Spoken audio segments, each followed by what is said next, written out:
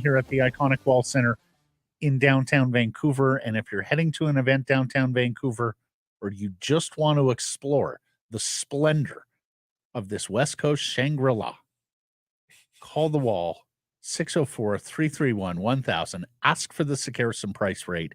Some blackout dates apply. Is it not a West Coast Shangri-La? West Coast Shangri-La. The shopping on Robson, the dining in Yaletown, the vibrant West End. Forget Greektown. Everything in between. Well, you have to cross the bridge there. Yeah, Like that's no longer downtown. Come on now. I see. E's and O's, Vancouver geography. It's a thing on today's program. Continue to correct Blake on his Kitsilano ignorance. Okay. Big show coming up. Matt Sekeres alongside Blake Price, Grace Asset and Switches conducting things. Presentation, Applewood Auto Group. Time for you to jump into an electric vehicle, folks. It really is. You know you've been thinking about it. Go to Applewood Nissan in Surrey. Check out the 2024 Leaf. $83 weekly with rebates of $5,000 and $4,000 available. And it comes with only $39.99 down. Check it out. The Nissan Leaf at Applewood Nissan in Surrey. It's all good at Applewood. Poll question today. We are asking you who plays alongside, or who would you rather have alongside Quinn Hughes next season? This is, of course, top pair right shot defenseman Filip Hronek, the incumbent. Christopher Tanev, and he was in the news, more about him, former Canuck. Or other, and if you are voting other, please tell us in the reply whom you would like to see beside Quinn Hughes. I voted for Filip Hronek. I know Christopher Tanev is a beloved figure in this market, and rightfully so. He gave his heart, blood, sweat, tears, bones, tendons, ligaments, nails, everything to the Vancouver Canucks during his time here. And I will also acknowledge that I was wrong about the contract he signed with the Calgary Flames, because I did not think it would age well. I thought Chris had a lot of miles on him, would not be able to play either at a high level or a good number of games, just given how fearless and in some cases reckless he is with his own body, health, and well-being. That contract has aged pretty well. The Calgary Flames got a lot of Tanev. But here's the problem, and it remained the problem. It was always the problem with Chris. He's just not going to give you anything offensively. And I think a modern National Hockey League top defense pair has to have both players complementing and amplifying the other's ability. As we learned this year with Rick Tocchet, Quinn Hughes, and the Vancouver Canucks, the best defense is often a possession game offensively. And let's not remember just how astonishingly good that Hughes and Hronek were together in the first half of the season before Hronek got hurt and, yes, was not the same player in the second half. And I recognize he will cost more than Tanev, and I recognize he will cost more than a lot of the other options that people want to slot in. But I believe it's a baby in bathwater situation. I think Filip Hronek is the choice. I was torn between Hronek and other because I, too, proven wrong by Chris Tanev's most recent contract. Did not think that he would play as many games as he ended up playing. Two full seasons amongst the four, one of 2/3 and one's quite injury riddled. There are actually, pardon me, it was a full season. It was just the shortened season of 2021, which suited him just fine. But the inevitability of what happened last night in the game, I think only grows with every passing day that Chris Tanev is in this league. And the fact that the Flames got away with it for so long, great on them. But if I'm the GM of the Vancouver Canucks, I'm unwilling to take that risk again. Yeah. Unless it was at a very steep discount, except it's unlikely to be because he's still a right shot defenseman coming off a very good year, albeit for a 34-year-old defenseman who will be 35 in the middle, in the early part of next season. In fact, he'll be 35. I just can't devote a pretty significant, it's not going to be exorbitant amounts of money, but it'll be something. It'll be certainly something that begins with 4, if not a 5. And that's not something I'm willing to come to grips with. Now, does it have to be Hronek or does it have to be other? I still haven't made a final decision for that, but for the purposes of the poll question, I'll say Filip Hronek as well. If you missed it, Chris Tanev blocked a shot with his right foot in Game 4 of the Western Conference Final last night. His head coach, he left the game. Peter DeBoer, his head coach, said fingers crossed he can play Friday in Game 5. He has been spotted in a walking boot. As Blake said to me before we started recording here, like, Chris Tanev is at the point now where he has his own walking boot. Yeah. Like, he probably travels with a walking boot, has one at home, one in the car. It's in the bag. You know, yeah. Like, the medical staff with the Stars don't have to fit him with one. He's like, no, it's okay. I got one at home. Custom, as his name on the side. Exactly. Maybe bedazzled. Yeah. This from Saravelli did the math. He's appeared in 93% of the games since signing with Calgary. That said, he missed the Battle of Alberta in 2022 with a bum shoulder, and now may well miss games against the Oilers again. Yeah. If he's unable to go. And in the critical, it's a best of 3 now. Every game means that much more now. And he's probably, I'm going to guess he doesn't make Game 5 at the very least. He may make a miraculous return later in the series. But I mean, if you're in a walking boot, what are the chances you're playing hockey a day later? Probably not good. Our top story today, off-season priorities, and the names are starting to trickle in with the Vancouver Canucks. It's a presentation of Douglas. I saw our friends at Canucks Army shot a poll yesterday, Blake, where they asked for the top priority for the Vancouver Canucks. The 2 most popular choices, a winger for Petey or smart additions on defense. What says you? I think that we have learned in this league, you prioritize defense first. Indeed. And that doesn't mean that you don't prioritize offense. You can prioritize defense while still getting a bump in your offense, of course, if you make the right selections. So I think you invest in the unrestricted free agent class of defensemen. It's not that bad. It's not that bad, particularly on the right side. No Norris Trophy winners there, but some real help is out there. If you can somehow make a sensible signing there with a unrestricted free agent and maybe bring back Hronek, I think the Canucks have the ability to grow offensively.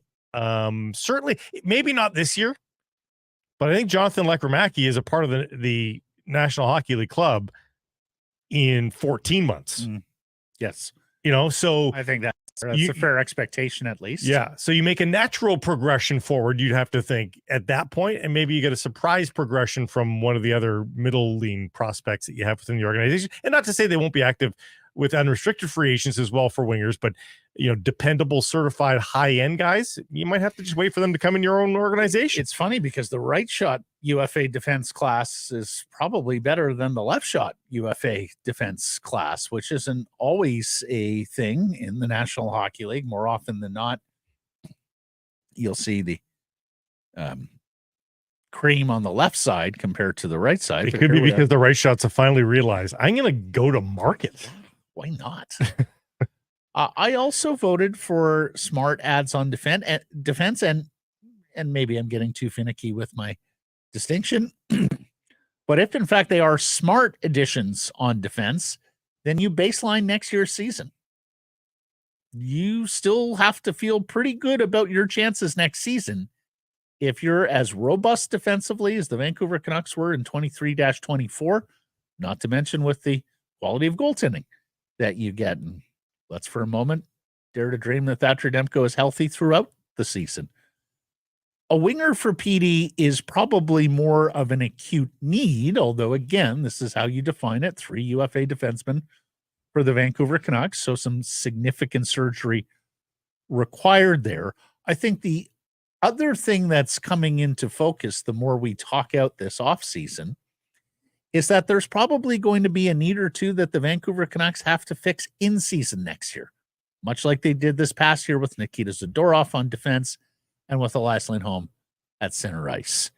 Of course, once you get into season and you get injuries, oftentimes have LTIR space available to you that isn't there at the beginning of the year when you have to go about fashioning a roster and making it salary cap compliant for opening night. You also have to factor in the fact you start off the season and the planets don't align for you the way they did the previous year. And so-and-so's not having a good year, and you're nowhere near the playoff bar.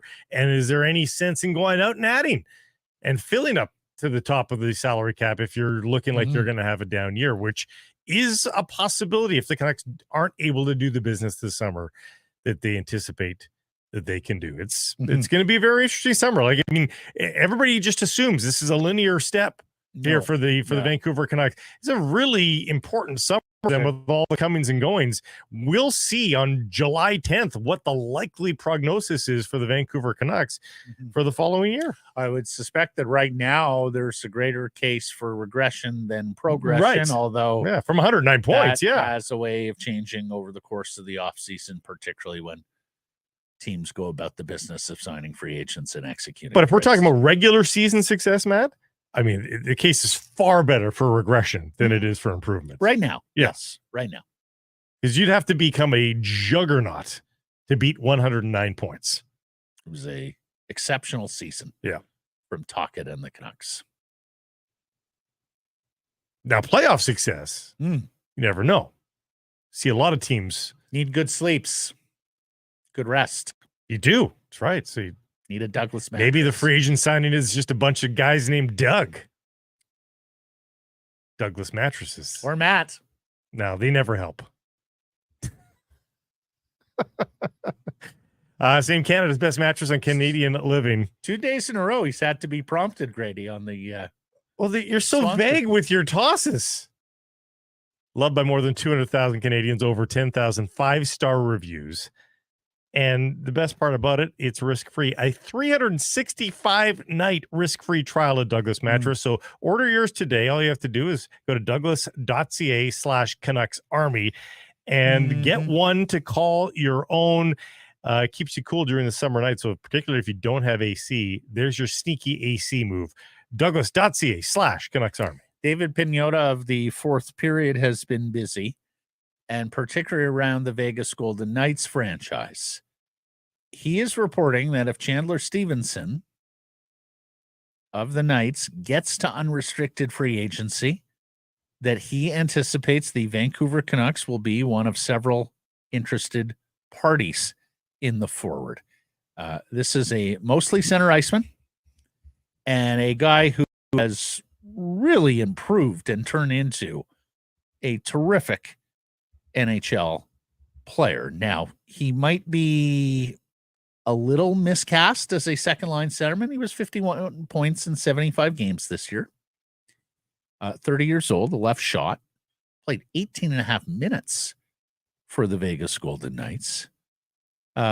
He'd be an extraordinary third-line centerman, but also played left wing. And he's a guy who sort of moved up the pecking order and the depth chart of that organization. A Washington draft pick. He found his way to Vegas where, and really was just kind of a bit fill-in fourth-line player until he gets to Vegas and his career takes off in 2019-2020. 22 points in 41 games for Vegas that year. Came back with a 35-point season in just 51 games. And then 64-65 in effectively full campaigns for the Golden Knights before 51 this past year. He was also damn near a point per game in their Stanley Cup championship run of 2023, 20 and 22 games before really backsliding to just the 1 point in the 7 games in their opening round loss to the Dallas Stars. But that's a really nifty, good player there. Like, he is going to be in significant demand across the National Hockey League. In fact, if you look at Daily Faceoff and Frank Saravelli's rankings of free agents, they have Chandler Stevenson as the number 8 free agent, slightly behind Elias Lindholm on the ranking.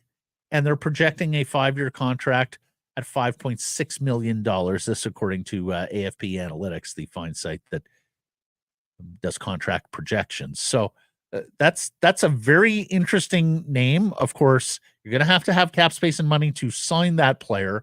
I think that may have to be in a world where Lindholm is gone, Zadorov is gone, and maybe even Dakota Joshua is gone.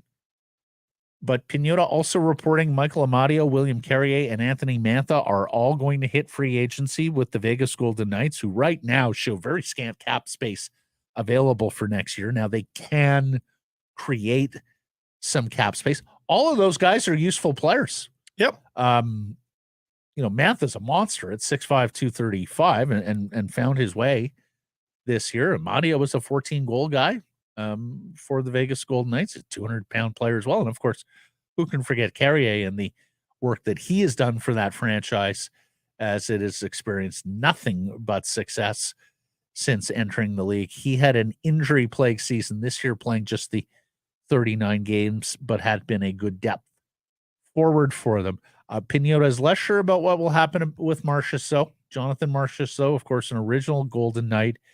He and his agent apparently going to speak to Kelly McCrimmon and VGK Brass one more time before knowing whether or not there's a deal to be made or if he'll hit free agency as well. And if he does hit free agency, he's the number 6 player on Frank Saravelli's Daily Faceoff UFA board with a projected contract of 3 years at $6.25 million, as 42 goals. So he would help the lack of production off the wing, Blake Price. As is so often the case with the unrestricted free agents.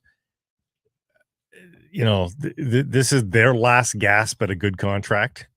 So Marchessault is 34. Stevenson is 30. So Mantha's going to be 30 at the start of training camp.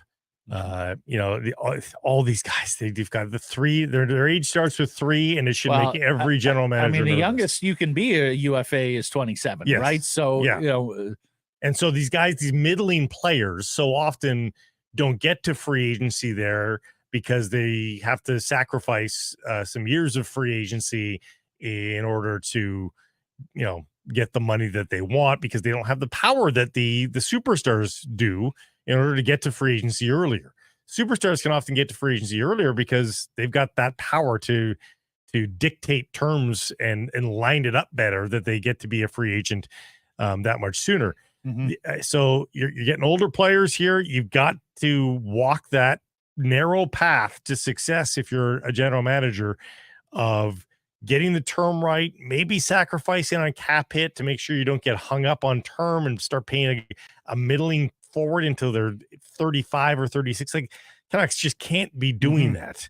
They've got a bunch of young players now that are going to be in their prime here for a while.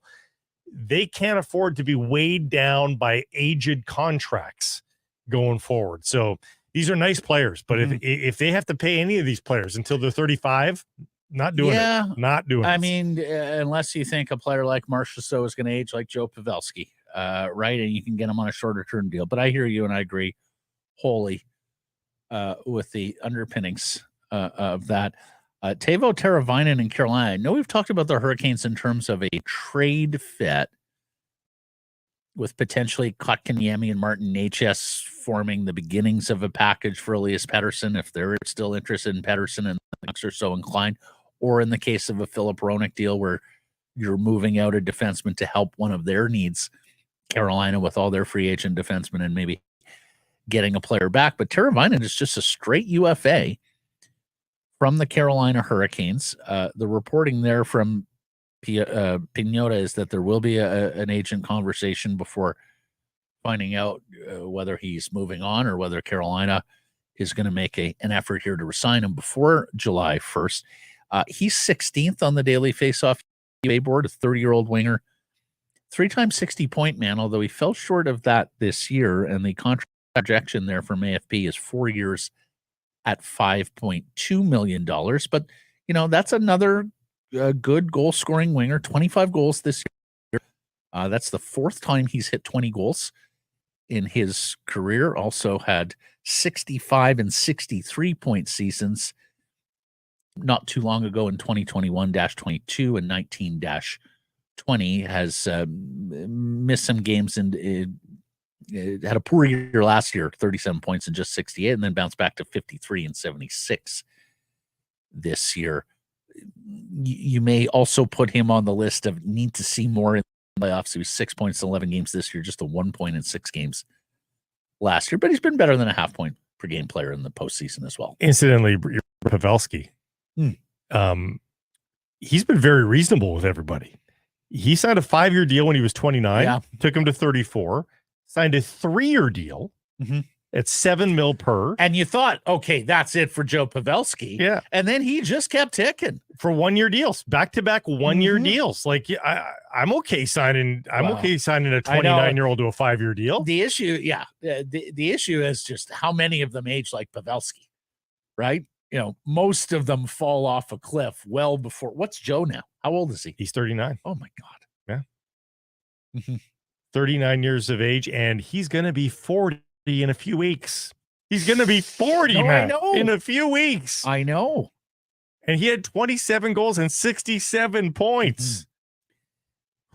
The other name that is out there on the trade side of things, and look, this would have been a most interesting player for the Vancouver Canucks a couple of years back before you were looking to build on a playoff run.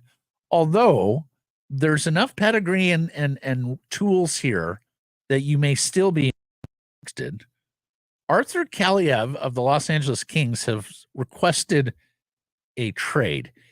Now, he fell to 33rd overall in the 2019 draft, and many thought instantly, oh, that's a steal, because he projected as one of the better goal scorers out of that draft. He's a bigger winger with a good pedigree. He was 14 goals in 80 games in 21-22, his rookie season. Came back the next year and scored a 1 fewer goal and 1 more point in 24 fewer games. So even that looked pretty good. And then very much fell out of favor this year with Los Angeles Kings coaches, both Todd McClellan and Jim Hiller. Produced just 15 points in 51 games, but this guy's a shooter and this guy's a scorer.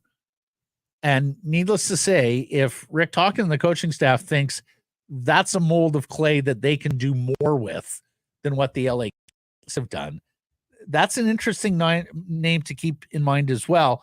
We're talking about a pending RFA there, but a guy who is not going to cost you a whole lot of money and may not even cost you all that much in a trade if the Kings are just fed up with him and don't want to continue carrying a malcontent forward. Yeah, and there's players like that all the time that need changes of scene and yeah, but not quite with these tools and this pedigree. He's 22, I want to say. Yeah. So, you can build a case that this guy, he'll be 23 this summer. You can build a case that this is a guy who's got a bright NHL future still. What were his stats last year? Very poor. It was 7 goals and 8 assists, 15 points in 51 games, playing 11.48 per night. Did they send him down to the A? Good question. I think they may have, but he had been an established every night NHL. No, they did not. They didn't. No. Interesting. No, there was a lot of scratching going on there. Because he probably wasn't waiver. No, he was. Yeah, he required finishing his ELC. No, he required waivers. Really? Yeah. So that's probably your reason there. Anyways, so there are solutions to some of the Vancouver Canucks problems. On wing, third line center, on defense that are out there, and you start hearing more and more names coming forward here as the insider cycle really starts churning up again. We'll have Saravelli on the show tomorrow and ask him some of these questions. We are also going to get an apology from Frank for what he said about this market and its rich guy douchebags. Every market has rich guy douchebags. It's not just this one. Every market has working class folk. It's not just Edmonton. Anyways, we're going to have some fun and hold his feet to the fire tomorrow because Grady was some upset with what he said about Vancouver last week. So we're going to stand. Mike Yeo interviews with our old friend Travis Green, now the head coach of the Ottawa Senators, of course, one-time Vancouver Canucks head coach.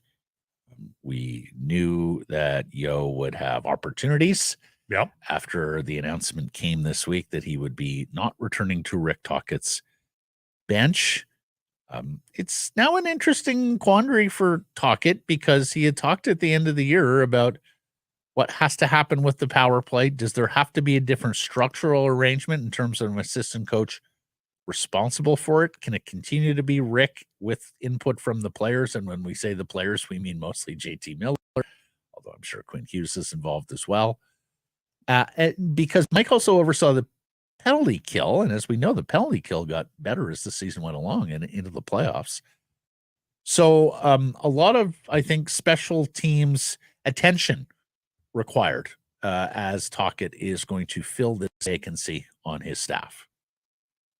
Yeah, that's going to be front and center, I think, given special teams' importance. So, can I ask a dumb question? By all means. If you've got responsibility, and did Newell Brown get hired? Newell by the Brown Kings? is with the Los Angeles Kings now, so he is off the menu, so to speak. If you are a power play coach, is the power play so demanding of your time that you wouldn't have time to coach the penalty kill as well? And if you are a power play coach, does it not stand to reason you're spending a lot of time looking at penalty kills and antidotes and would have that knowledge? Like, how far are we away from a special teams coordinator in the NHL who says, just give me the man advantage and the PK units and I'll go about coaching both? Well, but there's a photo negative to every facet of sports. So it's the same thing of like offensive coordinator, defensive coordinator. You spend all your time looking at defenses. Wouldn't you be the expert on like you can make that argument all the time. Mm-hmm. I think there's a healthy discussion at all times between those two coaches. Right. Of course, there's only so much you can do given the space constraints of a NHL rink. Right? Completely. Like in offense, you can diagram all sorts of shit, especially on the wider CFL field. So, you can, and I've talked to different coaches about this, that you can get yourself into a madness thinking of what's the antidote to that. Okay, they're going to do that. Now here's our adjustment. Now what's the defensive? Well, even 5-on-5 hockey, you can make that argument too. In that in the offensive zone as a power play, like there's only so much you can do. Right? Yeah. I am amazed it's still how few power plays integrate into their staples of the power play movement, like true movement, like cyclical movement. Like everyone's got their spots. Yeah. And outside of the odd swap from the circle guy to the point guy, there's really not much movement. And it always feels like to me, especially teams that have some high-end skill, those teams that have those peculiarly bad power plays despite really good personnel.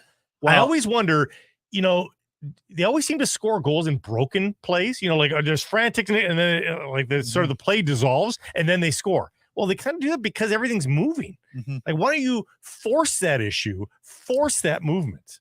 This is a broader discussion, but professional sports now is so, in some ways, overcoached, and in part because guys like Mike Yeo get a job as an NHL assistant and are told you have penalty kill responsibility. And so they have the time and oftentimes the smarts to go on out there and design something and then coach it day after day and practice the repetition. And so you get this very structured and regimented outplay. I heard somebody, and forgive me, don't remember the name, but speaking of the late Bill Walton this week at UCLA under the legendary head coach John Wooden, because Walton was known as the best passing big man of all time and fit so well with Wooden and what he was doing because they weren't about designing plays to get their best shooter open or to get their best ball handler in a one-on-one attack position at the rim. They were about motion and cutting and passing and moving the ball and finding the open man to take the shot. We talked about this when Bob Knight died as well, that believe it or not, for a tyrant, he was not the guy who had specific things you had to do on the offensive side of the ball. And my God, if you're out of position, here comes the fire-breathing dragon. He was about, look, here's the game, passing, cutting, same thing with hockey, movement, as you say, cycle. There are tenets, there are staples that govern all of that. But, it's not about you're having to be on this specific millimeter of ice or this millimeter of court to fit into a system, which is what we have a lot of now, Blake. Yeah. Guys coach systems.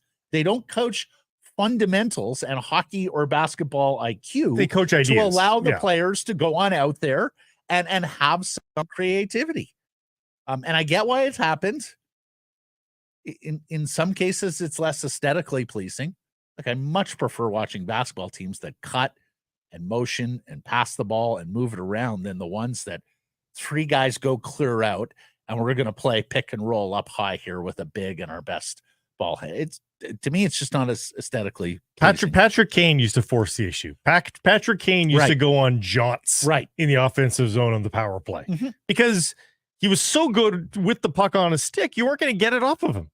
And so that was a play. And maybe that's it, that if teams are so good defensively, it's too easy to get the puck off the stick of the guy. That's it, is you need an exceptional talent like that, Kane, that you're going to trust the freelancing. Yeah. Right? Because he's so good with the puck on his. He's not going to lose possession of that thing more often than not, whereas most guys can't do what Patrick Kane did. Don't have the hands. Quinn Hughes? Mm-hmm. Elias Pettersson? Like, you getting the puck off them when they're on their game? Quite a night for former Canucks defenseman Kevin Bieksa, now, of course, Hockey Night in Canada studio analyst. He wins the Canadian Screen Award for Best Sports Analyst, and he takes a glorious shot at the Edmonton media, or should I say meat. Raw, dead, and dumb. The one-liner coming from old number 3. Mark Spector has already filed a complaint. Has he filed the defamation lawsuit? Yeah. Is he taking it? Well, hey. You have to prove that you're otherwise, right? Number one defensive slander is truth. It's true. Yeah. And what's incredible is and we used to say this all the time, take the goals out of a hockey game, show the world's foremost hockey expert the other 58 minutes and change of the game, ask him who won. It's just amazing to me the swings in narrative in a Stanley Cup playoff series. And we did it for 2 rounds. We're guilty of it as well. But, you win a game and you're singing everybody's praises. And, man, was he good. And that was such a big goal. It was McLeod get his first goal of the Stanley Cup playoffs last night. And, of course, you lose a game and everyone's a bum. Darnell Nurse was a bum going into last night's game 4 of the Western Conference Final. They give up the first 2, and you're wondering, and he's on the ice for both of them. Exactly. Oh, my God. And then here comes the flip side. They come storming back with 5 unanswered goals. Nurse gets an assist, winds up neutral on the plus-minus, which was such a big topic yesterday. And Blake throws 11 hits in 19 minutes and change. Is he a $9 million player on the cap? No, of course he's not. He's overpaid. That's his salary. But what's his cap hit? Oh, shoot. It's high. Yeah, no, his cap hit is 9.25. Yeah. And if that score kind of holds, and he's a minus 14, he was on track to be a minus 20 for the playoffs. Mm-hmm. If the Oilers go down in 6 or 7 games. Yeah. Still's on the table. You never know. Mm-hmm. For 9.25. Whoa. And he's got what, one or 2 points in the playoffs so far? Yeah. Now, we have to get to this business of the Stanley Cup final, because we told you folks, and I don't remember how long ago it was, but it was some time ago. We were looking at the NHL calendar as the league keeps on its website, and occasionally updates without, or changes without actually letting anybody know. Like they don't put out releases and say, by the way, this has changed. The playoffs are going to start this day, not this day, as has appeared on our website for months. But we told you months ago that because this season was pushed back, and for reasons that I'm still unclear, that the last game of the Stanley Cup final could actually happen in summer, like after spring had turned to summer, June 24th. And we thought, it's crazy town. Like the draft's 28th. The award show, which we now know will be an abbreviated, crammed in, nobody wants to play the ACT award show, will be jammed in there, Vegas, before the draft. But then what happened is things got moved up a little bit. Okay, thank God they're not going to be playing the Stanley Cup final into summer, past June 20th. Well, everybody, and maybe we can blame the fact that both series are now tied at 2 games apiece, and you have to figure we're going 7 in at least one of these series. Of course, mathematically, we're going 6 in both for sure. But the Stanley Cup final could now go to Monday, June 24th in Game 7. Game 6 would be on the 21st. And I think 6 or 7 is pretty predictable given the quality of the 4 teams that we've got. It's going to start Saturday, June 8th. You're going to have 2-day breaks after Game 2, before Game 3. You're going to have a 2-day break after Game 4, before Game 5. Just safe for the rest of the way. And you're going to have 2-day breaks after Game 5 and after Game 6 if necessary. So 4 extended breaks. Right. In a 7-game series, which, hurts with the rhythm of things, right? Generally, the way that this has gone is they give an extended break between 2 and 3 for the first travel, and maybe between 4 and 5 for the second big travel. But after that, they sort of, in years gone by, said, if you've made it this far, it's on you. And, you don't get the extra breaks from here on in.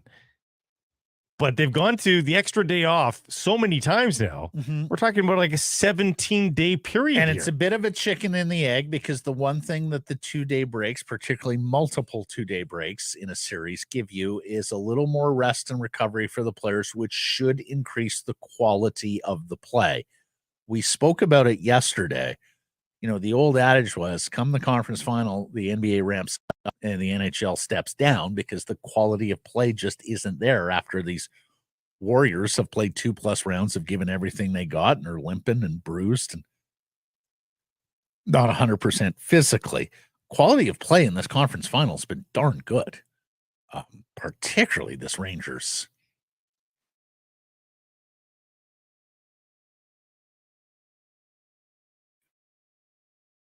Florida. So that's the trade-off. And let's hope at least the quality of hockey is able to sustain a larger audience, because the fact of the matter is, you get partisan hockey fans that once their team is out, they move on. They move on to life when the sun is out. Yeah. Right. And there's activities going, particularly in this town. But also, then usually come back to check in on the Stanley Cup final.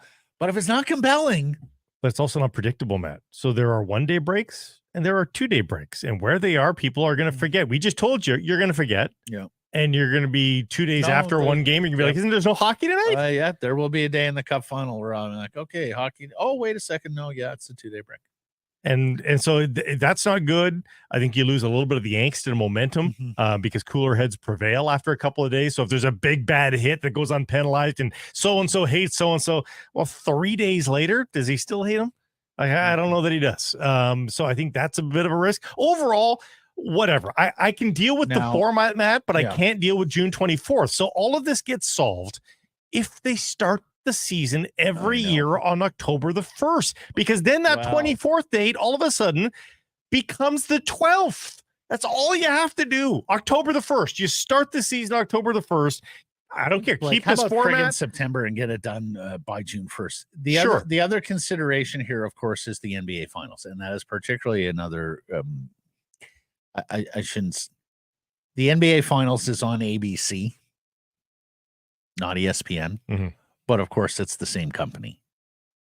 And Disney, ABC, ESPN has a much greater interest in the NBA Finals. Blake, that schedule which also includes 2 days off between a multitude of games. It's almost like they're trying to. That starts on June 6th in Boston, regardless of whether the Mavericks or Timberwolves win the West. 2-day break to Game 2 in Boston. 2-day break to Game 3. They're playing Game 4 at the appropriate second day. 2 days off before Game 5. 2 days off before Game 6. 2 days off before Game 7. Oh, wow. So, buddy, the NBA Finals can go till June 23rd, despite starting June 6th. 17 days, which is one more. Yeah. In the Stanley Cup final. Yeah. So the bottom line is you're getting hockey on the 8th, 10th, 13th, and 15th of June. You're getting basketball on the 6th, 9th, 12th, and 14th of June. There is no. What day is the draft? Flash. 28th. Wow. That's jam-packed. Final week. Yeah. Well, but to me, Blake, perhaps the most odious part of the schedule is, and I don't think we're going to see it here because, I think we're going to see a Game 7, at least one of these series. You remember when some of the conference finals would wrap up quickly and yet still there would be this long break to the Cup final? Yes. Yeah, you're right. So we're probably going to me, the 4th or 5th that is the anyway. bigger momentum killer than the 2 days off. Sometimes there's been a week. Sometimes there's been a full week. Yeah. How about this? The BC Lions are expecting their largest crowd in more than a decade. The ticket sales thus far for the June 15th home opener against the Calgary Stampeders with the 3 p.m. 50-cent concert pregame is tracking over 40,000. The biggest crowd that they have received in the past 10 years was the 34,000 and change in 2022 for the pre-kickoff concert from One Republic. LL Cool J didn't quite get to 34,000 last year. They got crowds of 36,003 and 37,003 in 2012 and 2013, respectively. Those were both regular season games. And then, of course, and I'll never forget it, being one of 43,216 in the joint for the 2012 West Final against Calgary, where Kevin Glenn had him a freaking day and somehow upset the Lions as member of the Calgary Stampeders. Poor Mike Benavides. Calgary went to the Grey Cup that year instead of BC, who are looking to defend their championship from 2011. But what a awesome event this is going to be on the 15th against Calgary. In fact, we're going to have CFL Commissioner Randy Ambrosi in studio here on Monday because he's in town for some Grey Cup activities and in advance of the season launch. Touchdown Pacific here.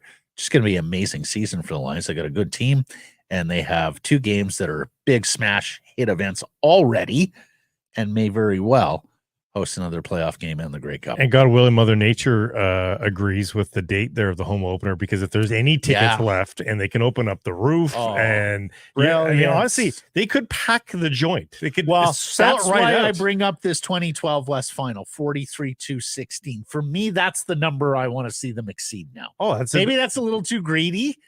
But 43? Yeah. It's done. It'll be done. It'll be like to me, the lower bowl is about 25. Yeah. And they've already sold out. They've sold like 10 to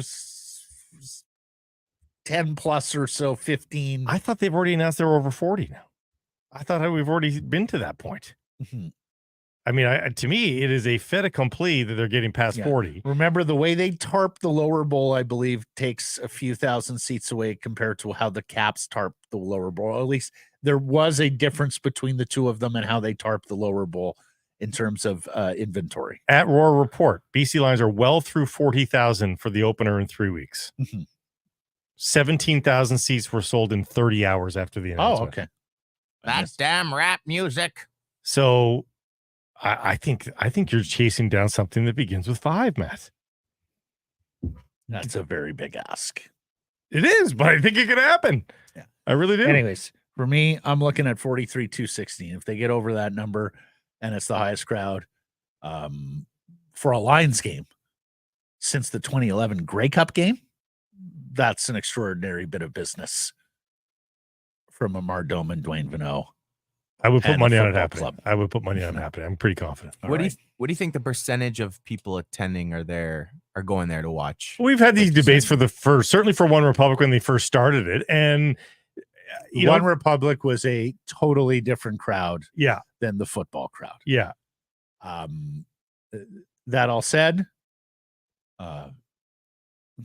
you could take the view it doesn't matter, and some would say it does matter, but you expose your product to that crowd. And if it's a non-traditional crowd, all the better. Yeah. I mean, what's the CFL's biggest issue over the years? New fans, younger fans. And I can remember sitting there at One Republic and seeing the young fans. Also, it was also clear that day that a lot of people who had previously gone to football games, who were BC Lions fans, were reconnected with the club. And that works too. But all you're asking, bringing the dormant fan back on top of trying to cultivate the new fan base, both of those things are very important pursuits. And I'm sure Randy Ambrosi on Monday will agree. There is no better advertisement than just getting somebody in the door to experience your product. And I would think that most of these concert goers, the vast majority, give the first few minutes at worst a chance. Oh, for sure they do. No, they did, Blake. Yeah. We saw end of the first quarter, there was a little bit of an exodus in the sections around us of young people who were clearly there for One Republic, but they watched the first quarter. Yeah. And that's going to set something in their memory banks. Yeah. And you hope that they come back. And if I'm not mistaken, on that day, the Lions destroyed Edmonton in the first quarter, put on quite a show, and kept a lot of people in that. Right. Going, wow, look at this. All they're doing is scoring touchdowns today. And as I've always said, being in a big crowd, watching something fun, it's I don't care what you're watching. It's communal experience is something we seek out as Homo sapiens. Yeah. It's part of what makes us different on the primate scale. There's a few other things. I don't like the taste of ants. What about termites? If you get a good pile. What about bark? Not a big bark guy. What about leaves? Dirt. Yeah, I like leaves. Yeah, like big on kale. Playoff Parlay Challenge. You go to games.dailyfaceoff.com. You will sign up for the Parlay Challenge. It takes but a few seconds. You will be presented a menu from which you have to make choices. You make enough correct choices, end of the night, you could win a gift card. End of the round, you could win cash. Blake Price has been playing for us. How did we do last night, Blake? 6 of 8. There we go. We're consistently in the 5-6 range. Yeah. You're above 50%. That's probably not enough to win a night, but do enough of those, and maybe you got a fighting chance to win the round. Consistency can be key here. Just stay near the lead of the pack here. Don't get dropped by the peloton. Hey, breaking even. I'm going full on scoring frenzy tonight. I'm taking the Panthers to win first off as the road team. They've been the more impressive team, I think, in this series. I think the Rangers got to get this one tonight. That's facing elimination going back down to Florida. Although, have you seen how many There's a lot of Rangers fans? A lot of Rangers fans there. Half of South Florida is New York State, everybody. If you're not familiar, like it's almost a rule. You turn a certain age or you make enough money in New York City, you buy a place in Florida. It's true. I'm taking the over. Taking Florida to score first. First will be the highest scoring period. I'm taking all the player overs. Panarin assists, Tkachuk assists, Reinhart goals, Panarin goals as well. It's going to be a scoring frenzy tonight. He's a Florida man, folks. Blake Price. Yeah. Menu brought to you by Greta 50 West Cordova. Fantastic spot to watch the game, post-game, pre-game, and a bitchin' arcade. Check them out, 50 West Cordova. Rob Williams, Patrick Johnston, and then Rob Williams. All Canucks offseason topics. But I just want to get back to the Rangers here for a second. They are 2-2 in the Eastern Conference Final. Artemi Panarin does not have a goal. Mika Zibanejad does not have a goal. Chris Kreider does not have a point. Two ways of looking at that. But for me, as we move to the Bet365 bet of the day, the swish of the mouth guard into the nachos, you don't get points for that. You don't get points. Presented by Bet365, proud partner Sekeres Price. It's time for the Rangers stars to show up. Now, Panarin is plus 180 to score. I don't love the value there. Kreider is plus 230 to score. Get better. Zibanejad's got to be the guy. Plus 260. Mika as an anytime goal scorer Thursday in Game 5 at plus 260. I think I've nailed almost every one of my shots on goal bets throughout the playoffs. So I'm going back to my bread and butter. Panarin and butter? No. For Hagee. No, not for Hagee. I'm going back to the guy that I've already won with this year on shots. Oh, my goodness. Last. Sam Bennett. Oh, yeah. Yeah, he's paying Plus 135, Yeah. 3 shots. In a big swing Game 5, he's going to be energized. 28-year-old Sam Bennett now or 27-year-old Sam Bennett? He's 28. He's 28. How about the trades Florida pulled off? Kachuk, 27. Montour. He's 28 in a Reinhart. few weeks. Bennett. So Montour, I just didn't get. Montour was a good. Do you remember the Montour story? So, and Bob Murray was rightfully fired as general manager of the Anaheim Ducks because of a couple of the decisions that he made on top of all the bad behavior. But he made 2 cataclysmic mistakes on defense. Is that Shea Theodore in the expansion draft Mm-hmm. to protect Josh Manson. Josh Manson, fine player. Don't get me wrong, not Theodore. And then I forget who he fired. It might have been Akins. And remember, he went down to coach for like the last couple weeks of the season. They just didn't bother naming an interim. Murray coached for the last couple weeks of the season. And in that time, apparently decided he didn't like the cut of Montour's jib on the bench and traded Montour to Buffalo, who also screwed it up. Right? Well, he was terrible in Buffalo. He did not find his. Now, to be fair, he is not the 73-point defenseman of last year. No, That's not that what he will be is. the outlier season. Like by a country That will mile. be the Kessler 40-goal year. He's probably a 40-point defenseman. Oh, That's the only year he's crested 37. all right. So I think he's at best a 40-point defenseman at this point Right at the age of 30, offensive. but he can do a lot of stuff. So, very nice player. No, Bill Zito has done a marvelous job down there. There was, and let's face it, inherited a bit of a mess. Mm-hmm. Yeah, there's a lot of work there. Bet365. Open an account today and bet on a huge range of markets. So whatever the sport, whatever the moment, it's never ordinary at Bet365. Use code VAN bonus all together, all one word. Patrick Johnston is coming up next. Northlands Golf Course. Download the free app and book tee times with a touch of your thumb. And while you're on course, open the app for hole-by-hole GPS and track your score. 6 to 90-day reservations. Jump the queue. Lock in your date for $10 per player booking fee. Limited daily availability. Check it all out. GolfNorthlands.com. In a season like this, you never want to miss a single second of what's happening on the ice, and you want to be around your fellow fans, right? Well, Greta Bar YVR at 50 West Cordova, the perfect spot to do so. Hey, if you've got tickets, a great place to pre and post. They've got drink specials every single day. And if you don't have tickets, well, stick around and soak up the atmosphere with all your fellow fans, play all the great video games and air hockey, great air hockey setup as well at Greta Bar YVR. We'll see you there, 50 West Cordova. Golf Club now open for the 2024 season and playing to rave reviews. Tee times for any time during 2024 can be booked online right now. And if you have a group of 12 or more, you, the organizer, plays for free. For more information or to book online, go to whistlergolf.com. And they had quite a bear episode there this week. Another flag bender. Yeah, This bear seemed a little more interested in the flag than previous bears. Joining us now, he covers the Vancouver Canucks for the Province and Post Media. It's our pleasure to welcome back to the program Mr. Patrick Johnston. We call him PJ. Hello. Well, the last time when the Canucks had training camp in Whistler, I did a run around the Whistler Golf Course. Oh, it's a beautiful running track. Yeah. Did not see any bears, though. Right. Particularly since you run the track, if I'm not mistaken, takes you right behind the tee box of the signature 16th there. Yeah. Which is a difficult tee shot. You got to stay right on the difficult 16th at Whistler. Nothing like going for a run at Whistler and you come around the corner and the bear's right there, whether on bike or on foot. Spooky. Yeah.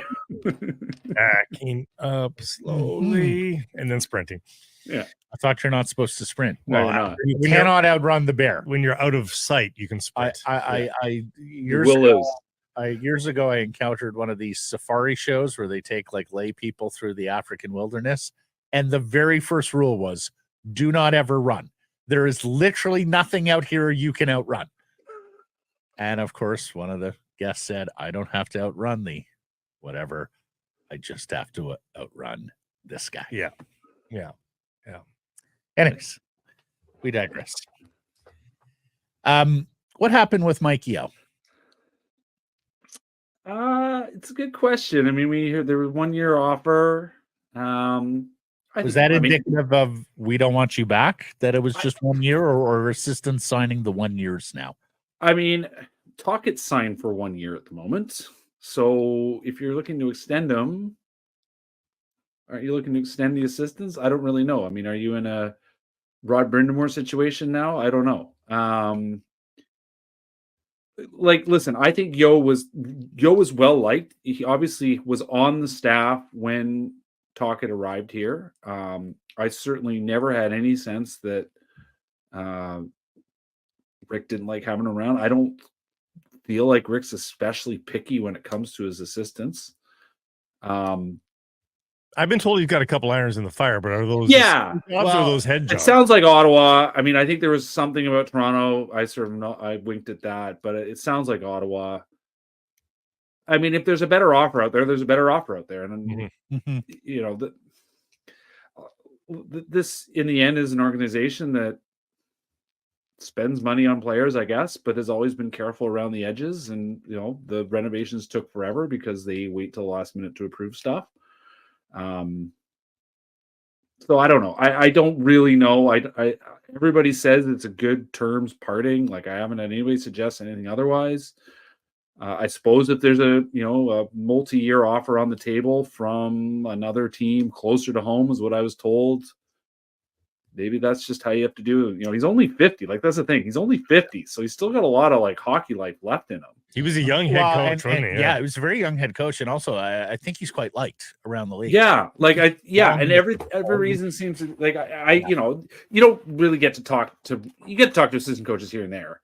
Yeah. And you know, you can talk to them in passing the hallway. Very friendly guy. I had a couple sort of off-cuff conversations about nothing directly ever on the team. You know, that's the thing you're always careful with. You don't want to get them in trouble, but you're asking sort of hockey, I think, or whatever. You know, at one point I mentioned to him about, you know, his team had been his Minnesota Wild still hold the record for most games in a row with 3 goals or fewer against. You know, which I finally caught up with him and mentioned, and, you know, he had a bit of pride in that. And, yeah. You know, stuff like that. I asked him once about just the market. What's it like playing here? You know, you coached in Minnesota, another hockey market. You know, what does that mean? And we had, you know, just nice guy. He's been around, like, he's been in a lot of places. But yeah, well liked. I mean, he wouldn't keep getting hired if he wasn't well liked. That's the assistant jobs are thankless jobs too, right? Because you don't get paid very well comparatively to players or head coaches, and you got to travel. You don't get 6-year deals as an assistant. Like, it's not an easy lifestyle. I mean, it's charter travel with free meals, and you make a lot more than your average Joe. But for a little more than me, I can say that much. Like, I'm not saying. It's far from hardship. No, it's a job that gets turnover. It's a job. Correct both of you here. There's a job with turnover though. Like that's the thing. The turnover is real. You don't put roots down anywhere. It's terrible. He worked in Minnesota hockey market. You're equating Minnesota to Vancouver, British Columbia, Canada. Yes. Have you ever covered a game there, Matt? Actually, no, I haven't. It's one of the rinks I've missed. It actually is. It's a remarkable. It's a remarkable. Come on. It's literally called the state of hockey. Yeah. They literally have high school hockey jerseys in the arena. Yeah. And Detroit's called Hockey Town. And, you know, the day that Minnesota's a better hockey market than Detroit. Come on. Yeah. Anyway. Hey, historically over the years, Philly might be better in both of them. But anyways, I'd like to see Yeo get a head coaching opportunity again at some point. Of course, he's got a very difficult one to explain on his resume with St. Louis, and if I'm not mistaken, did he not go apeshit one day on the practice ice in Minnesota and became like the story of the day That rings a across bell. the hockey? Yeah. Anyways, wish Mike the best. Yeah. Let's bring it back to the Canucks because the matter at hand now, Peach. The head coach mused about what he's going to have to do with the power play and whether or not it needs a dedicated coach. And now he's lost his PK coach. So special teams and who's coaching it and how you're coaching it and who you add to the staff now become quite important for Rick Tocchet, the reigning Jack Adams winner. Well, I think a lot about what Ryan Johnson pressed to me last week when I talked to him about the hiring of Manny Malhotra and the departure essentially of Jeremy Colleton, and not wanting to be standing there with a situation where you're hiring at the last minute. That if the guy you want is available, and he insisted that Manny Malhotra was the guy that he wanted in Abbotsford, you hire him and you don't wait around. And so now they're in a situation where it is May 30th and they are going to be looking for at least one assistant coach. Been told they're at least replacing Yeo. And it is a bit of a better time to be looking around, but you might have been, maybe they've been looking for a month. Who knows? Maybe they've been looking since the season ended. I don't know. But you want a guy that you would like to pick the guy that you want. I mean, one of the challenges for Tocchet, obviously coming in mid-season, was that there's just not a lot of guys available. He certainly lucked out with the way Adam Foote has progressed as assistant coach. Sergei Gonchar obviously was available and ready to work on a modified setup. Maybe Gonchar comes in full time. I don't know. That's what I thought. Yeah. What's your understanding of what happened with Colleton and the pivot to Manny Malhotra? Well, I think there is a money element in it, which presumably is a Yeo story too.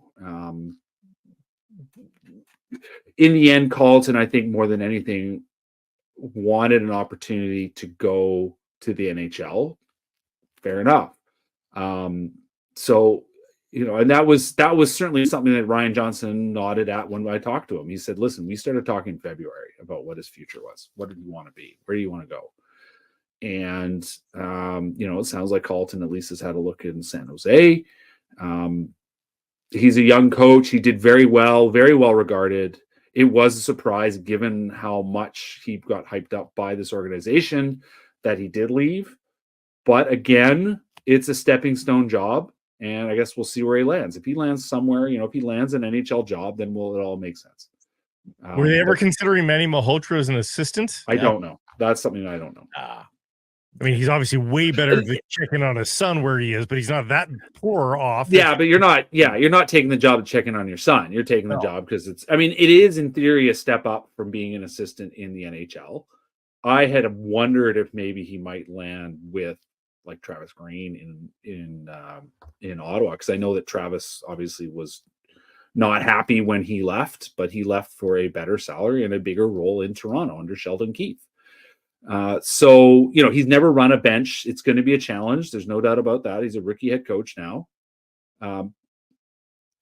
I certainly think there would have been a fit on the NHL staff. I just don't know if that was ever a discussion they had. It's a better gig if you're pursuing head coaching opportunities in the NHL and you have not been a head coach before. Yeah. So this is a necessary step for Manny.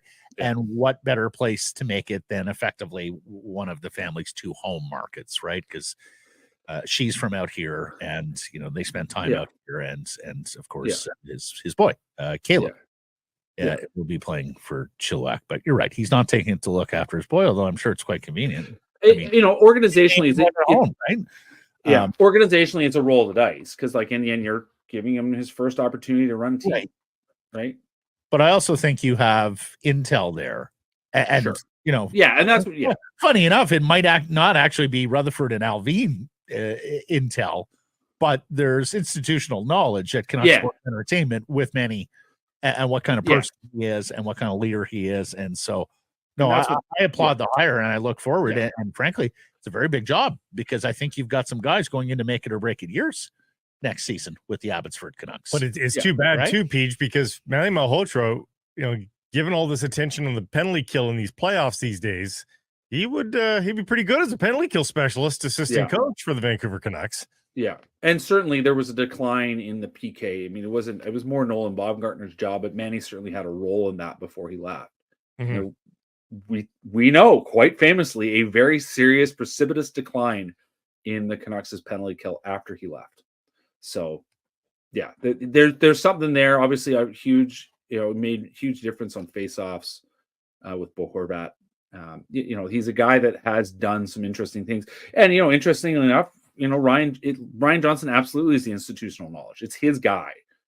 He knew him from when they hired Manny originally as a development coach, right? Which he essentially worked under Ryan in I think it was 2016, and then he moved to the Green staff and learned a bit of that. And now he's had some time with I think Sheldon Keefe's pretty good coach in Toronto. Obviously didn't get the playoff results, but is still a pretty good coach in a pretty good environment. Mm-hmm. So he's bringing that knowledge back with him. While we're just on the topic, is it crazy to have Manny Malhotra? I mean, they're not practicing much anyway these days, but once a week come and work with the guys on the PK. That's not his job. That's not his job. No, he's not his job. He's got enough going on. Like, there's so much going on in the AHL. I mean, the thing that people forget about the AHL is that he'll have a couple assistants, but even as the coach, even in in any organization, you're doing a lot of other stuff. Like, it's just helping people get stuff done. Skeletal staffs, so you do a lot more than just more to do. There's just more to do. So, yeah, I would be shocked if we ever saw him. Maybe in training camp, I suppose, but I would be definitely in prospects camp is when they take. Yeah. Like, that is, like, in a way, that is a good thing. Like, you have this guy who is a specialist in a couple different things that do matter and should be taught to young players, and now he's going to be working with some young players on that. He'll be at the summer prospects camp. Usually they come up and run Penticton. Yeah. No, that's what I mean, right? Like, he's going to be quite involved with some of that. So, ask you the poll question: who would you rather have alongside Quinn Hughes next season? Filip Hronek, Chris Tanev, or other? Feel free to name drop there. It's one of those ones. If we didn't talk about Price, you say Hronek, right? Like, if we didn't care about the cap, I think it's pretty safely to say Filip Hronek. Even if he isn't a perfect defender, he does great things. He moves the puck. He puts the puck on Hughes' stick. It brings an element. There was a reason why he played as much as he did, right? Like, he was adept and he was good fit for the role. But with the cap as an element, now I think you want to say Chris Tanev just because of what he brings to the table. He's a different player, obviously. Not offensively minded, but he can move the puck. He's obviously outstanding two-way. I mean, the funny thing with Tanev is that it's almost like, do you really want to play him with Hronek if you bring him in, right? Like, you kind of want to put him in a different spot with Hughes. With Hughes, yeah. Like, do you want to have him on that more defensively focused pairing, like the guys that are just going to kind of stop the other team? Because in the end, the way Hughes stops the other team is he just plays in the offensive end of the ice. Like, there's a reason why he and Hronek had such great defensive numbers. It was because they just were never in their own end. They didn't. Last night is also my chief worry about signing Chris Tanev, because he's going to do that. Yeah, he's going to leave an important game down the tunnel, isn't he? I mean, he's had pretty good success at staying healthy since he left Vancouver. I mean, his last season, even in Vancouver, we forget, it was actually pretty healthy. But yeah, you're right. And he's going to be in his late 30s. Like, there is that concern. And if you play him with Hughes, there's less risk of that because you have the puck. So, but again, is that really optimal deployment? I mean, they were looking to bring him in mid-season, and he was not going to be playing with Quinn Hughes then. So, Patrick, who do you think they're prioritizing internally? Do you think it's Hronek? Do you think it's Zadorov? Do you think it's Lindholm, Joshua? Like, who do you think is their number one priority? Well, I mean, they've got all three of those guys right there. I mean, all four of those guys are all big ticket, obviously. Three of them it's tough to tell how active the conversations have been. They certainly know the price of all of them. I think I kind of work backwards. I started working, we're doing a thing at the province of just looking at sort of the inventory of things. And you kind of work your way backwards. If you do this, what can't you do? And I have a hard time actually seeing Lindholm at top of the list because of the price we think he wants. Hronek, we know with the skill set, they traded for the guy, right? They could keep him around, just accepting a 1-year deal, going to ARB, whatever. I think in the terms of probabilities, and then Zadorov, it's sort of where do you price him, and what else? What is having him let you or not let you do? There's you don't want to think about the sunk cost, but the sunk cost on Zadorov is very low. The sunk cost on Hronek obviously is a lot higher, but that also tells you what they, I think, also feel about the player. The inherent value of the player is already higher in Hronek than it is in Zadorov. I think in the end, Hronek is still probably the priority. But it all comes down to the bigger picture, and we know that Alvin is keen to take big swings, and if he sees a trade that involves him moving Hronek, I would not be shocked if that happens. I'm just looking at how he's operated and what I've heard about him, not saying that that's necessarily on the table. On Lindholm too, I just felt like his forays in the playoffs were solo forays a lot of the time. The spectacular that we saw out of him were he was James Bond working alone a little bit, rather than forming this great partnership with anybody. And you know what? Listen, he got the results. It's great, but like the defensive numbers actually weren't that great. Mm-hmm. That he didn't control his shifts the way you really want a guy who's probably going to make that money do it. And then there's also just the fact that he's 30. He's 30 in December. Like, you're going to have him and Miller and Petter. Like, it's hard to imagine this group going forward with that setup. Certainly what Lindholm gave them and what they had with Horvat is what they would like going forward. Now, can Pius Suter be that third line center? He had some bad luck. He got hurt. He certainly is the hockey player that should be able to do it. Like, he should be in many ways this team's third line center. He just never really got a run there in the end because the Bluger line was working so well, and then they got Lindholm. So they have to think carefully about this one. I just think Lindholm, there's enough strikes against the Lindholm concept that I'm skeptical that they actually do go with it as a priority anyway. I mean, it maybe ends up that's all that's left. I don't know. I just look at the other two, Zadorov and Hronek. I mean, obviously Joshua. I think Joshua, in a way, should be the easiest. We're hearing obviously lots of rhetoric out there, but the value there is obvious, and the fit is obvious, and the sort of risk of overpay, I think, is the least, because you're probably not. I mean, unless he's asking for a huge term, and I don't get the sense he's asking for a huge term there. Although this is his chance to get paid. Mm-hmm.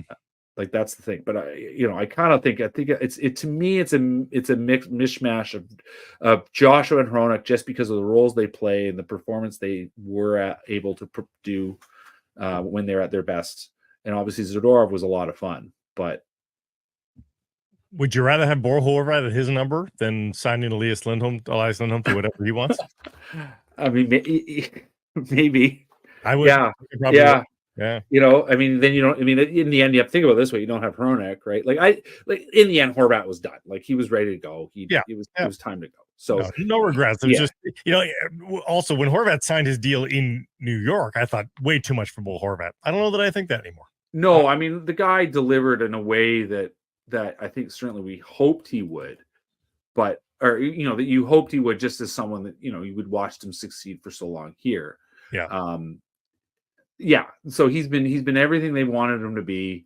And I mean, funnily enough, not actually using him in the bumper as much as I thought they would, because that's what he was. I mean, look how poor the Canucks or when the Canucks power play struggles, because they struggled in the bumper, and look where he is. For sure. Yeah. I mean, Horvat. Yeah. And Lindholm's inability to fill that role is also a little bit part of the equation here, that you'd ideally like to bring somebody in that really catapults your power play. And Lindholm didn't do that, right? Well, and when I asked Alvin last week and I said, listen, what's your list of priorities? He said, well, a top six winger. Mm-hmm. Kind of tells you right there where the priorities. Although we also talked about the formula and expressed so much affection for stacking the three centermen. Yeah. And if you guys want to feel old, Bowie William Horvat will turn 30 next season. Yeah. Well, at the end of the season, very end. He plays the whole year as a 29-year-old. April 5th. 30. Yeah. I know. But But he's a year. I mean, in the end, he's 6 months older than Elias Lindholm, and he will be 2 years into his contract versus Lindholm, who's just starting his contract. If he gets an 8-year deal, I mean, Bo got the Yeah. Last question. Have you heard from Rutherford on practice facility yet? Weren't we told a I was going to ask you. timeline on practice? I haven't actually quizzed him on that one. I did hear from someone that UBC may be back in the frame. I mean, for the longest time, I kept hearing, airport, something, and UBC's reasonably adjacent to the airport. I've written about the idea before. I don't have any intel from UBC, but I did have people who sort of pointed, or sort of directly from UBC, but I have people who are familiar with it. And, there's that parking lot next to the Father Bauer Arena, which is rink sized. It's just this strange. It's one of the last surface parking lots left out there. For those of us who remember B Lot, it used to be all that. It's not that anymore. It's a space that could have something go into it. It seems like I don't know who would pay for it. Whether you can convince the owner here to pay for it. Obviously, it's not his alma mater. I don't know how much he cares about alma maters. Does a practice facility lure a free agent past July 1st? I don't think so. I mean, apparently Ian Cole didn't know there wasn't a practice facility. When he arrived? Until he showed up in September, and he's like, where's the practice facility? There is one. He was, what? Did you say UBC is airport adjacent? Yeah, that's fair. 20 minutes to the airport, Matt. If that. Well, 20. If that. 20. Things that are adjacent typically are 20 minutes apart. It's not 5 minutes to the airport. Fine.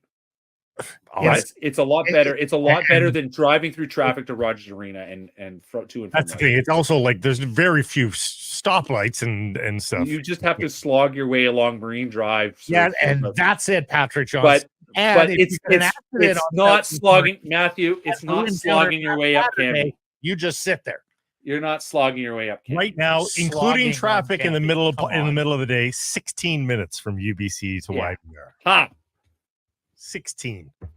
Take that, Matt. 20 if you drive like Matt Sekeres. No. Now do it from Chancellor Drive. Do it from the Peter Allard School of Law, or that. I love how this guy who's from Ottawa is stunting. I love how the guy from Ottawa is stunting on the guy who grew up in Dunbar. No, but here's the thing. My folks are at UBC. We take Southwest Marine a lot now to different activities that they have. And let me tell you, on a Saturday morning, it's busy.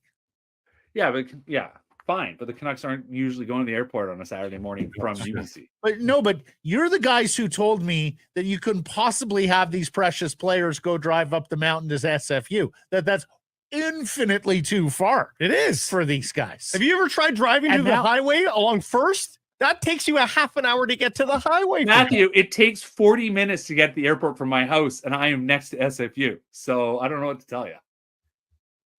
Well, they're not trying. They're generally living Vancouver proper. 2 UBC or 2 SFU is 45 so first minutes. of all, you're never going to make every player happy. As we know, JT lives in West Van. A lot of players live in Yaletown. Some live in Dunbar. You're not going to make all of them happy. So that's the first bridge you have to cross. No matter where we put this, you have to cross the bridge somewhere. One of our current players is going to be happy with the commute. And guess what? Future players may not be happy with the commute either, but at least then we can tell our future players, here's where the practice facility is at. Set up your life accordingly if, in fact, commute matters to you. Well, you could build it. Here's what you do. You build it at MacArthur Glen at the outlet mall right by the airport. There's a SkyTrain station there. Everybody can just do that. Don't have to Willie Nylander, jump on a SkyTrain. Yeah.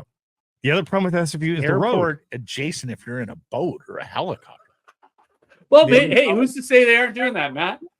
That may actually be the next frontier. The newest Air Canuck. Yeah, there you go. Right? These contracts get so rich that the next big free agent says, you know what?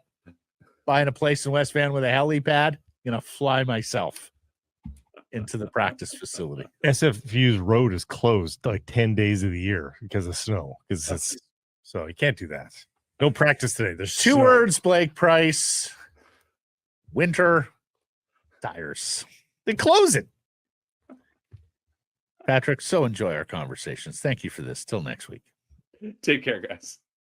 We've all heard of the overdose crisis, also known as the toxic drug crisis. But did you know that it affects men disproportionately? Last year, 78% of people dying here in BC were men, and the majority were 30 to 59 years old. It's not easy to struggle with addiction, and the stigma around it can make it harder for people to reach out for help.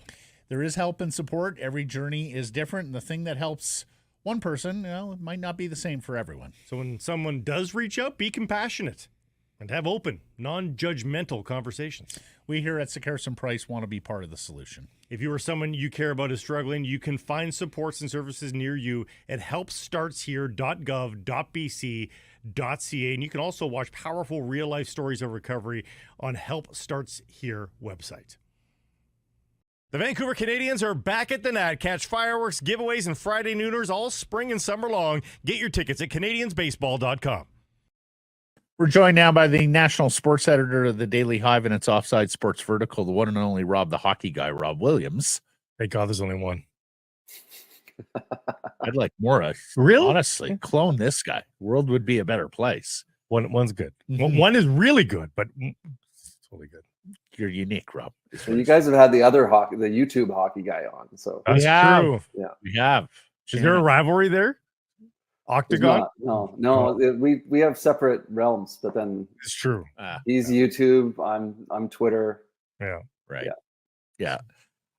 So our first chance to talk to you since the end of this Canucks season, Rob, and I guess I'm just looking for your big picture thoughts of how it went down in the loss to the Oilers, and then I'm quite interested about your thoughts on the Elias Pettersson matter going forward or after that. Yeah, I mean, it has to be said that it was a successful season, right? Like, given what we expected going into the season, obviously expectations were quite low. Just squeaking into the playoffs was the goal. They did so much better than that, winning the division, winning around. I think even with reset expectations, though, going into the playoffs, I think it was a success. Of course, there's only one team's going to be truly happy at the end of the season out of 32 teams. But to beat Nashville, to get to the second round, to play the Oilers, a bona fide Stanley Cup contender. I was saying before that series, if they at least push the 6 games, I think you can hold your head high at the end of the year and say that's a success. They did better than that. I mean, they gave the Oilers a genuine scare, pushed them to 7 games. It was looking like they were going to go out in a whimper in Game 7, and that would have left a sour taste in people's mouths. I think if they had lost 3-0, getting shut out again in Game 7. But then they even performed the mini comeback, and when they made it 3-2, I thought surely not again like this. And then you start to believe, and they were one shot away. JT Miller had that great chance in the last 10 seconds, could have tied the game. I think you want to see them progress from here. I don't think you want to see this. You don't want to look back in 5 years and be like the high point of the Hughes, Miller, Pettersson era was going to Game 7 in the second round. But I think all things considered, successful season, successful cup run, and gave the fans a pretty good thrill this spring.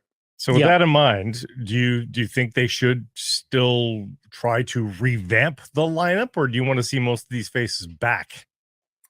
I think they're going to have to revamp it, right? Like I think just given the amount of free agents that they have, you've got to be careful when paying them. And I know I see a lot of the chatter out there. I feel like there's a lot of recency bias right now. Like people on, Canucks fans on social media, just, Canucks fans that I talk to, not on social media, like everyone loves Zadorov. Everyone's down on Hronek.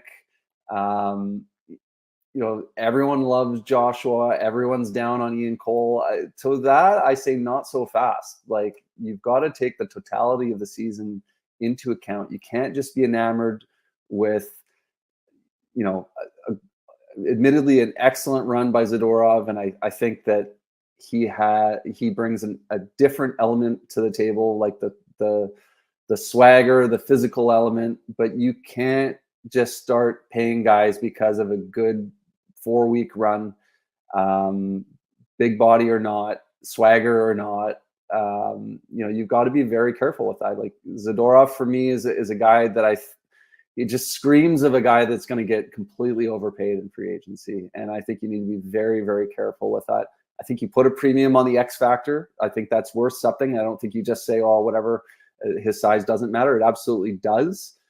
But, if you start getting into giving big money and term to a guy that's never, let's be honest, he's never proven to be a top 4 defenseman for an extended period of time in the NHL. You've got to be careful with someone like that, as they're about to turn age 30. Do you have a number in mind? Do you have a ceiling for Zadorov and for Hronek for that matter? Do you have a number where you're like, nope, not going past that?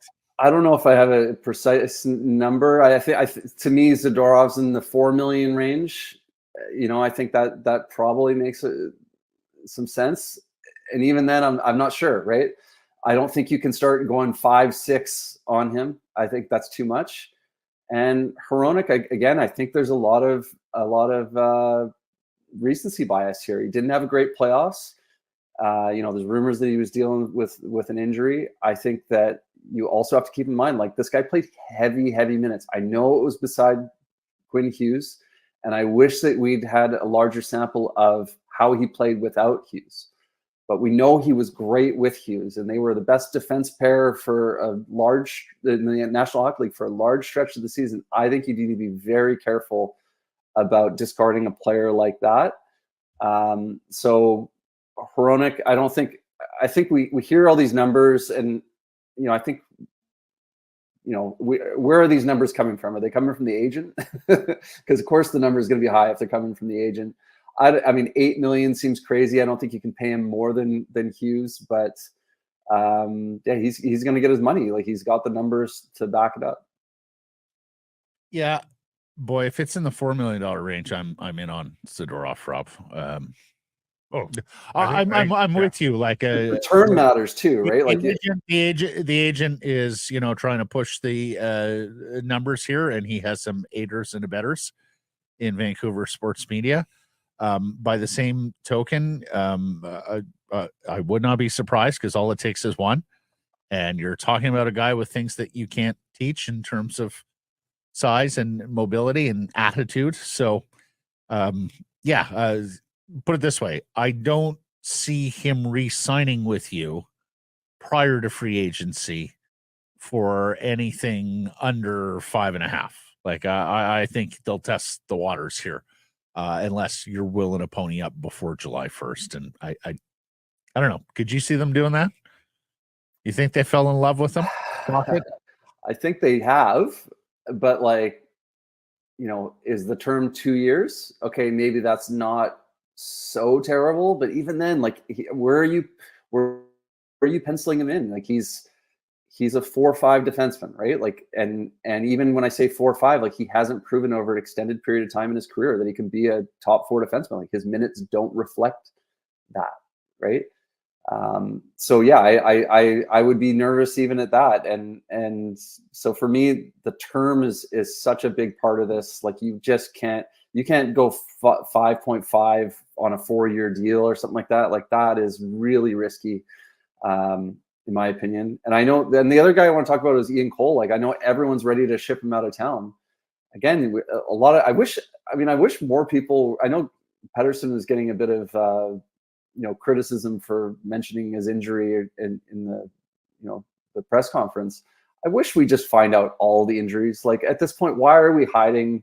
Like, it's so hard to evaluate these players when we don't know what they were dealing with. Like, what was Cole dealing with in the playoffs? That might explain a lot. And if you look at the totality of his season, like, he was a top 4 defenseman for this team all year. He was their leading minute guy on the PK. Like, he'll be 36. He'll be 36. No, but you're not giving him term. But if he would come back on a 1-year deal and keep the dollar figure reasonable, Ian Cole was an excellent defenseman for this team. Like, keep him in a depth role. He's not on a top pair or anything like that. Also seems to be a great leader in the locker room. I think that's an important guy to have. Like, you're not just gonna, I think next year is going to be, the Canucks are going to have to be very careful about coming into training camp with, I think they maybe had a chip on their shoulder coming into training camp before this season. Next season, like, they need to keep that chip on their shoulder. Like, they can't just waltz in and expect that they're going to just cruise to the playoffs. Or, they might get a rude awakening. So I think you still need those leadership guys, and a guy that was very good for you during the course of the regular season. Yes, a couple things there. First of all, Rick Tocketts, who are we? Rob is still big on who are we, and you're right, Rob. Nothing has been achieved. The GM said so in his opening remarks. I'm with you on a team-friendly deal, 1-year team-friendly deal on Cole, especially if you lose Zadorov. Because here's the other thing that I think is coming into focus, gentlemen. I don't think they're going to get all of their holes filled this summer. No, of course not. I think there are going to be at least one, if not a couple, if not a 3-pack of files that are going to have to be fixed in season, much like they fixed defense with Nikita Zadorov and center with Elias Lindholm in season. And frankly, should have fixed winger as well. That one went unfixed, and that one ultimately cost them. The one thing with Cole, guys, he didn't play up until 3 years ago. So he's into his 30s before he's played 2 seasons, pardon me. He's got 1 season of 81 games prior to 3 years ago. The last 3 years, what I'm saying, have been the busiest 3 years of Ian Cole's career. I just wonder if he's just needs to be spot duty, if he needs to be the 7th defenseman. If you can get 7, that's fair. If you can get him on 7th defenseman money, by all means. So you say that, and my question would be, so do you have Juleson as your 6th, as your right side third pair guy? It's a possibility. Okay. It's a possibility. All right. Because for me, they could platoon maybe. For me, if Cole's your 7th guy, that probably means Juleson's your number 6. Mm-hmm. Right? Yeah. Okay. But like for 82 games, like Cole was a better defenseman than Juleson, like straight up. And also, I'd add to that, if you look at Cole's struggles, they also started when he was shifted to the right side. So I do wonder if that played into a little bit. He was the guy that went to play his offside, and maybe you stick him on the left where he's a bit more comfortable. And in saying all this, I think the biggest key to all this free agency talk is they need to find value, right? And this is like if you just look at like July 1st from Alvin this last year compared to like a typical Benning July 1st, right? Benning would jump out of he would identify who he wanted and would jump out of his shoes to give them whatever they want, 3 years, 4 years, whatever money you want, Jay Beagle, Antoine Roussel, it's yours, right? The Canucks came into July 1st, identified needs, and got team-friendly deals and didn't overcommit to players into their 30s.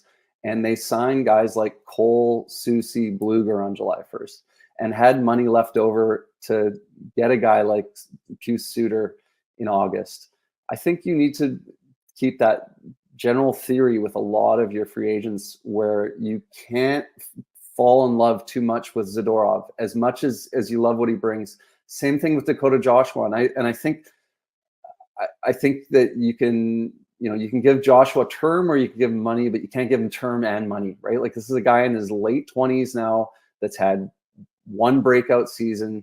You can't fall too in love with that player. And, like Alvin said in his press conference, like we can find the next Dakota Joshua. And I think that's a big key. I do think there's an element of like, you maybe pay an extra premium for a player that you already know fits into what you're doing. I think there's value to that, but you just can't just jump out of your shoes for all of these guys. And that's why I think a guy like Cole, I think you can get him on a reasonable term and reasonable money.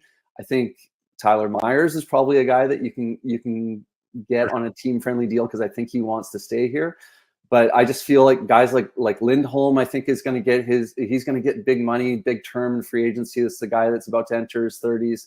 And I think Zadorov's probably in that camp as well. So I just view those guys as that they're going to be gone because they're not going to be, you're not going to get them on an efficient deal. How about Dylan? I think you're giving Ian Cole a little too much credit, but I hear what you're saying. saying. How about Dylan and Cole share the spot for the same price as one Zadorov? Who? Sorry? Brendan Dillon and Ian Cole. You could probably get them for the same price as one Nikita Zadorov. Yep. And I think And you got injury. I think you've got to be open to those sort of concoctions. And look, one of them has to play the right side. Then, if you got an injury there, right? Like if you had you're an talking injury on the about right a pure side. 7, or sharing the third pair left side guy, one of them is your 7th, and one of them probably has to flip over and play the right side if you have injury. But you're still going out to find another right shot. Well, you're bringing back Hronek, you got Myers, and you got Juleson. No? Oof. That's not good enough for you? Nope. I want another right shot defenseman. Well, you want I think there's limited funds available, Blake Price. I mean, I still think Juleson's best slotted as the 7th, personally. Like, I agree. I agree. Yeah. But what we're wondering is whether or not they're going to be able to do all their business. And, right now it's a tall order to ask them to be great down the right side. 1, 2, 3 with Juleson as the 4th. Answer me today's poll question. Who you want beside Hughes? Hronek, Tanev, or someone else, since we're talking right side defense? Depends how much money they're each making. All things being equal, Hronek, like, he had a fantastic season next to Hughes. I'm the biggest Chris Tanev fan out there. But yeah, like, what's Tanev going to earn in free agency? How many more years is he going to get? Like, how many more years can his body hold up? I thought the deal that he signed with Calgary was very risky at the time. I thought that there was no way he was going to age gracefully, and he's aged wonderfully. Like, it's amazing how he's held up. He's been probably underpaid and underrated his entire career. So if you can continue to get him on a team friendly deal, then fantastic. And I think that that's a guy that he fits within what you're doing, and I think the elements that he brings to the table are great. But yeah, I think, again, it depends on money, depends on term. If it's a 1 year, 1 game situation, maybe the answer is Tanev. But again, like, Hughes and Hronek works. Like, I don't think we should be throwing away Hronek too hastily here. You've been talking to Drance. You've been talking. He wasn't I did talk to him about this, and maybe I'm getting like listening to this show. Inception here, yeah. He's been listening to this show. Okay, we'll talk Pettersson next week. I saw he slithered out of the Pettersson answer, so we're gonna hold your feet to the fire on Pettersson next week. Okay, Rob? Sounds great. Sounds great. Hey, everybody, if you're enjoying what you're seeing here, then follow along with Sekeres Price on YouTube. I promise more content coming. The kids call it subscribe on YouTube. Well, how about liking it? Do that as well. Smash it right now.